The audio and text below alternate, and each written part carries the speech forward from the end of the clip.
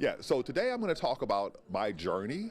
I had a very unusual background coming into the world of astronomy, astrophysics, and higher education. Nobody in my family graduated high school before me. My father dropped out of school when he was 9, my mother when she was 16, my sister when she was 16. And so I had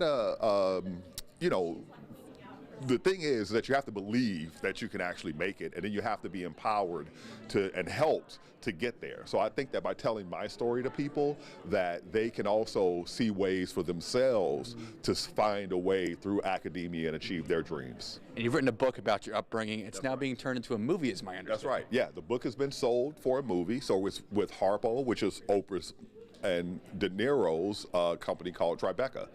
Yeah, so they bought it. What's the progress of that? Do you have any idea? I have no idea. They don't tell me anything. Now, I did sell it before to Chadwick Boseman and Universal and Working Title, but after Chad passed, Universal said no deal anymore without Chad, but they told me everything every step of the way. Harpo and Tribeca tell me nothing. All right, we'll see. Oh, where'd you grow up, just out of curiosity? Yeah, so I had a strange upbringing. I was born in New Orleans. I moved every year to a different state, different city for the first 13 years of my life. So it was Los Angeles, Houston, New Orleans, and rural Mississippi, where I ended up from the age of 14 to 24. Mm-hmm. So in just a couple of days, we're going to have a total solar eclipse here. Yeah. You obviously have some background about that. Tell us about what we're going to see. Oh, man. If the clouds and the weather are nice to us, you're going to see things that you've only seen in the movie.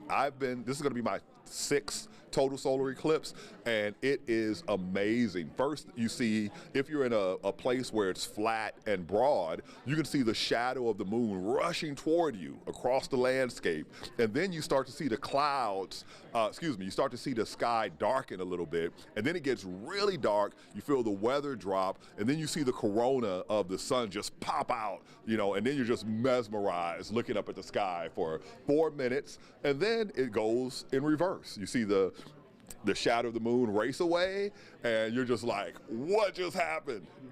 So you're also going to be part of ABC's coverage for the total eclipse. Right. Tell me about how you're going to be a part of that. Yeah, so I'm going to be with the Good Morning America crew at the Arboretum in Dallas, and I'm going to be what they call an anchor buddy. So I'm going to be there with one of the anchors, and we're going to just walk you through it, give you a play-by-play, just like the sportscasters do.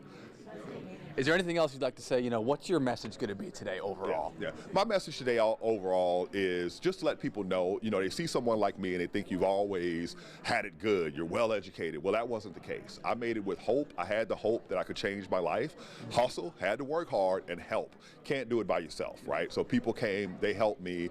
And, I didn't know they were helping me at times. I didn't know they were leading me to the next level, but they were. So I think that if you believe in yourself, you believe in your dreams, and there's a lot of people out here willing to help you, you can make it. One thing briefly at Dr. Hartwig said that you have a lot of research done on the corona of the sun. Briefly explain that for me as somebody who doesn't. Yeah, so people see these pictures all the time of the plasma loops all over the sun. Well, I was on the team that did that first. That was my graduate school work. And then I started examining 2 problems. One problem is what we call the solar wind problem. Gravity at the surface of the sun is 60 times stronger than gravity at the surface of Earth, yet the sun's atmosphere flies away from it in outer space. So there's something really powerful, magnetic fields, that are powering that acceleration. At the same token, the surface of the sun is just under 6,000 degrees Kelvin, but yet it has this atmosphere that's millions of degrees indefinitely. So could you imagine the ground being 5,000 degrees and our atmosphere being 1,000,000, right? It's weird, right? Again, it's magnetic fields, but we're understanding how, in my early work, we were understanding how all that takes place. And now with the IMAP satellite, we're studying how our sun carves out a bubble in the galaxy and interfaces with that galaxy to create aspects of solar weather. Okay, I understood a little bit of that. Is there anything else you'd like to say? Hey, I love being here in Tyler. Thanks for having me.